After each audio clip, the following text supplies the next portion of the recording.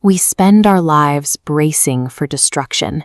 We stockpile weapons and build shelters, terrified of the day a foreign nation might decide to wipe entire cities off the map.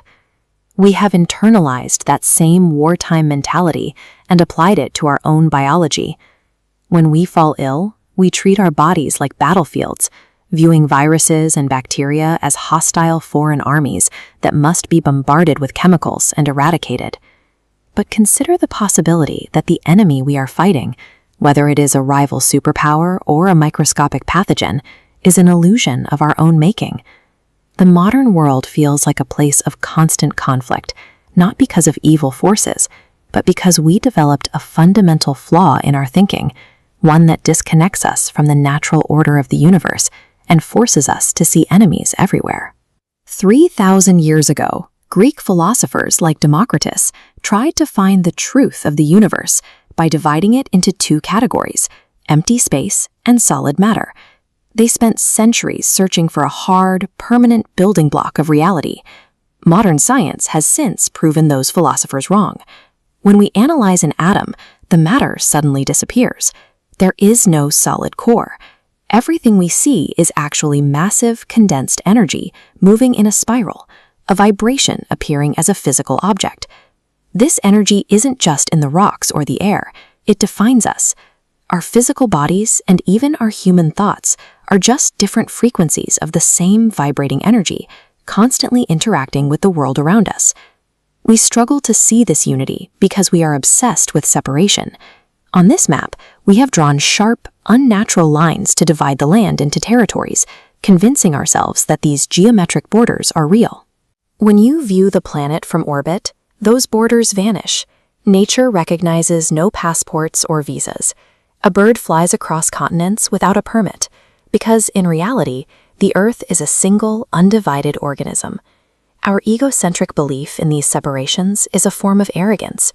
We have tricked ourselves into thinking we are isolated individuals, fighting for survival in a hostile world, rather than threads in a single, interconnected fabric. This delusion of separation even dictates how we view our health. We assume that because we are good people, we are innocent victims when a virus or bacteria decides to attack our bodies. To understand why this is a mistake, look at how a mosquito interacts with its environment. A mosquito does not choose its host at random. It actively avoids healthy, vibrant organisms with tight tissues and strong blood. If it tries to feed on a balanced host, its feeding tube can become stuck as the blood coagulates. It knows that host is a danger to its own life. When we consume a diet of processed sugars and dairy, we transform our internal chemistry.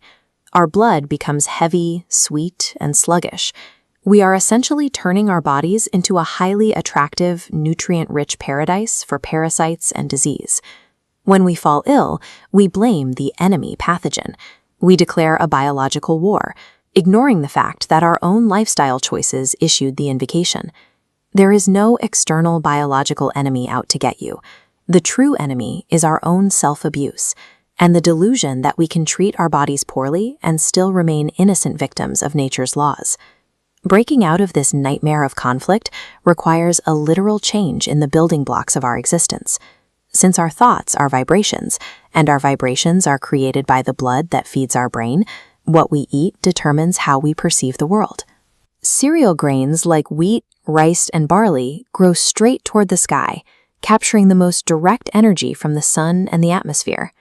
They are the most balanced, upward-reaching human food we can consume. When these grains become the foundation of our diet, they create a tighter, more vibrant blood quality. This physical clarity cleanses the brain of the mist of paranoia, allowing us to see the world as it actually is. Contrast this with the heavy, stagnant energy of animal fats, or the frantic, chaotic spikes of refined sugar. Those foods create the very biological environment that fuels fear, depression, and the need to find an enemy to blame. We find peace not by defeating opponents, but by realigning our frequency with the universe.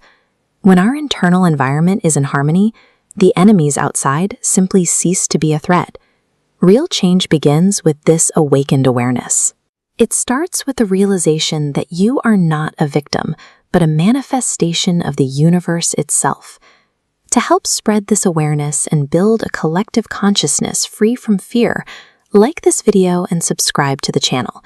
Share this message with those you love, and let's move toward a more peaceful reality together.